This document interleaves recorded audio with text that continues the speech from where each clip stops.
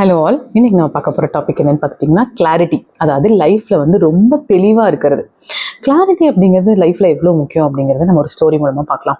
ஒருத்தர் வந்து என்ன பண்ணியிருக்காரு, ஒரு ரெஸ்டாரண்ட் போகிறாரு. ரெஸ்டாரண்ட் போய் உட்கார்றாரு. வெயிட்டர் வந்து உங்களுக்கு என்ன சாப்பிட்றீங்க அப்படின்னு கேட்குறாங்க. அதுக்கு அந்த நபர் சொல்கிறாரு, ஏதோ ஒன்று கொடுங்க அப்படின்னு சொல்கிறார்.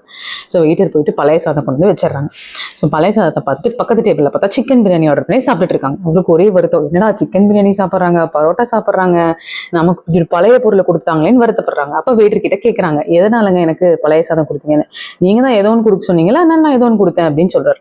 ஸோ நம்ம லைஃப்பும் இப்படி தான் மக்களே. நீங்கள் வந்து டிமாண்ட் பண்ணி கேட்காத வரைக்கும் உங்களுக்கு என்ன இருக்கிறதுலே வர்ஸ்ட்டோ அதான் சர்வ் பண்ணுவாங்க. ஸோ உங்கள் டிமாண்ட்ஸை, உங்கள் நியாயமான கோரிக்கைங்களை கிளாரிட்டியோட கிளியராக ஃபஸ்ட்டு உங்களுக்கு என்ன வேணும்னு டிஃபைன் பண்ணுங்கள்.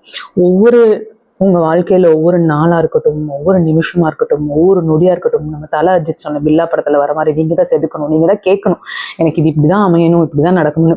நிறைய பேர் நினச்சிக்குவாங்க நம்ம செல்ஃப் ஒர்த் ரொம்ப கம்மியாக இருக்கும். என்ன காரணம்னா, எனக்கும் அந்த ப்ராப்ளம் இருந்தது. நான் ஒரு ஆப்பிள் சாப்பிடவே ரொம்ப யோசிப்பேன். ஆப்பிள் கொஞ்சம் காஸ்ட்லியாக இருக்கே, ஆப்பிள் சாப்பிடணுமா, ஒரு ஃபுல் ஆப்பிள் தனியாக நான் சாப்பிடணுமான்னு.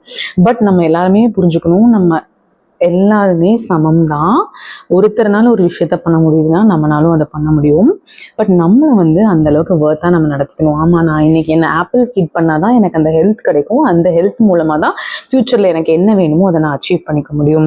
ஸோ நம்ம காருக்கு பெட்ரோல் போடுறோம், பைக்குக்கு பெட்ரோல் போடுறோம், அதுக்கெல்லாம் வருத்தப்படுறதில்ல. பட் நமக்குன்னு வரும்போது ஏன் நம்ம மேலே நம்ம ஸ்பெண்ட் பண்ணிக்கிறதுக்கு யோசிக்கிறோம். அது வந்து ஒரு பேட் தாட். அந்த கார் பைக்கெல்லாம் விட இந்த ஹியூமன் பாடிங்கிறது எவ்வளவோ கோடி விலை மதிப்பில்லாத ஒரு பொருள். அதை வந்து நம்ம கரெக்டாக மெயின்டைன் பண்ணோம்னா தான் அதுக்கிட்ட இருந்து நம்ம டிமாண்ட் பண்ணுறது நமக்கு கரெக்டாக கிடைக்கும். ஸோ இந்த மாதிரி லைஃப்பில் கிளியராக இருக்கிறது முக்கியங்கிறது நான் எப்போ ரியலைஸ் பண்ணேன்னு பார்த்தீங்கன்னா, நான் ஒரு டைம் காலேஜ் படிச்சுட்டு இருந்தேன். ஐடி படித்தேன் நான். ஸோ கம்ப்யூட்டர் லேபுக்கு ப்ராக்டிகல்ஸ்க்கு முன்னாடி ஒரு 10 ப்ரோக்ராம் உட்காந்து மக்கடிச்சிட்டு இருப்போம். நானும் மக்கடிப்பேன். அந்த 10ஐயும் கடைசியாக ஒரு டே மக்கடிச்சிருக்க மாட்டேன். எக்ஸாம் ஹால்குள்ளே போவேன். ஒரு ஈஸியான ப்ராப்ளம் தான் வரும். அந்த 10ஐயும் மக்கடிக்கிறதுல அந்த ஈஸியான ப்ரோக்ராமையும் ஒழுங்காக மக்கடிக்காமல் ஏதோ சொதப்பி வெளியே வந்துடுவேன். பட் என் பக்கத்துலேயே என்னோட ஃப்ரெண்ட் ஒரு பொண்ணு இருப்பாள். அவன் என்ன பண்ணுவானா, அந்த 10 ப்ரோக்ராமில் இருக்கிறதுலே குட்டி ப்ரோக்ராம் 2 ப்ரோக்ராம் எடுத்து படிப்பா. எனக்கு இதான் வரும்னு சொல்லி படிச்சு முடிச்சுட்டு ஜாலியாக விளையாடிக்கிட்டு இருப்பா. எல்லாரும் என்ன பண்ணுறாங்கன்னு வேடிக்கை பார்த்து என்ஜாய் பண்ணிட்டு இருப்பான். அந்த மொமெண்ட்டில் இருப்பா, அந்த ப்ரெசென்ட்டில் இருப்பா. நான் அதை ரொம்ப அட்மையர் பண்ணியிருக்கேன். அண்ட் அவள் போவா, கொஸ்டின் பேப்பர் எடுப்பா, எனக்கு இதான் வரும், நான் இதான் படிச்சிருக்கேன்னு சொல்லுவா. அவளுக்கு அதான் வரும், ஃபுல் மார்க்ஸ் வாங்கிட்டு வருவா.